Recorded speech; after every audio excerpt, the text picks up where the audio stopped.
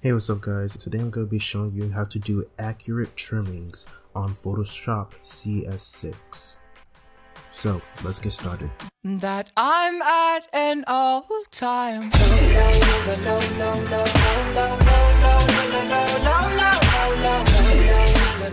So the first thing that we want to do is open a new tab or a new project, and to do that we want to go to the top left corner where it says file and then press new. Though if you do want to use the shortcut is Control N. So as we open up a new project, we want to put the resolution at 1280 by 720, and the resolution for the pixels will be around 200 or 300. Now the next tool that I want to present to you that you guys might want to use later in this video is the zoom tool, and the zoom tool can be found at the bottom left corner of Photoshop.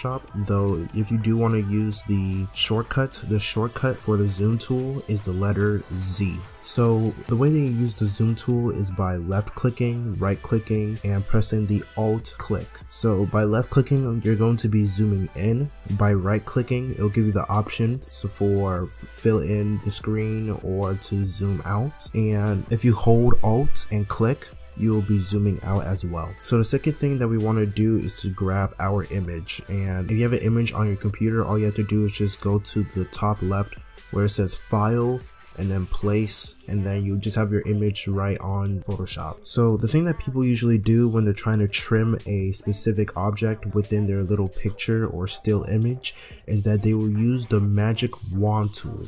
And the reason why I don't recommend this is because if we use the magic wand tool like I'm using right now, you will see that in the end we will be having a very muffy product after trimming our object. And so the way you usually use the magic wand tool is just by selecting the object and then copying the object so that you can separate it from the original picture. And the way that you copy an object is by pressing Ctrl J. So press the Control key and then press the letter J. And as you can see right now, the object itself is very muffy and it doesn't look that good at all, and it's exactly not what we want if we want to be trimming our image. So I'm just going to easily delete this image, and the next tool that other people use would be the quick selection tool. And this tool can be very useful, which I do use myself, though it does not really give an accurate preceding of the object that we're trying to trim, because I can easily just select the image, and as you can see right now as I copy it, the image itself is not that great. So the third thing that I want to show you is the actual tool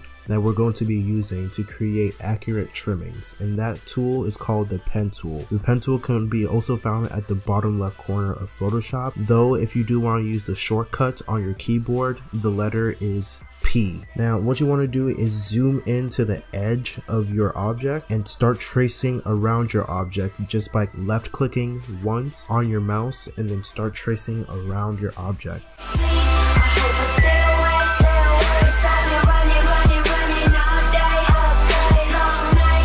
Now you might get to a point where you have a specific curve within your object and you're trying to figure out, how do I get a curve with the pen tool to trace around the object? Well, it's actually really easy. All you have to do is click and hold on the pen tool, and then as you click and hold, you want to move your mouse around and adjust it to the point of where it matches the object itself, and then all you have to do is just let go. Now you have this long big line that shows that you have made a curve. Though if you were to continue making your trim around your object, you will notice that you have another curve going with the previous curve. We do not want that. So what we want to do is go to that middle point and then hold the Alt key and left click on that middle point. Now once you hold Alt and left click on that middle point, you will see a certain icon. That icon is supposed to appear before you can make that little cut in between that middle point. So now I'm just going to do a quick time lapse as I trim around this object, and I'll just get straight back to you guys.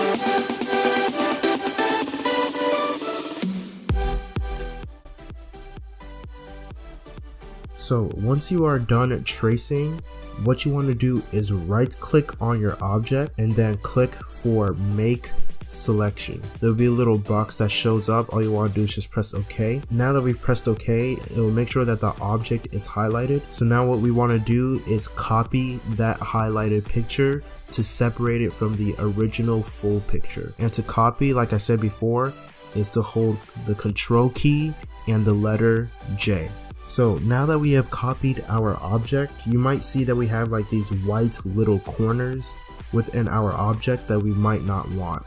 So what we're going to do is zoom in, pressing the letter Z and then clicking to these white spots, and then we're going to press the letter E for the erase tool. Now once you have selected the erase tool, you will notice that it can be in different sizes. And the ways that you can change the size of the erase tool is by using the bracket keys next to the letter P on your keyboard. Now the bracket keys on your keyboard will determine the size of the erase tool, meaning that the left bracket will minimize your erase tool and the right bracket will maximize your erase tool. Now these two brackets cannot just be used for the erase tool, it can also be used for the brush tool in Photoshop as well.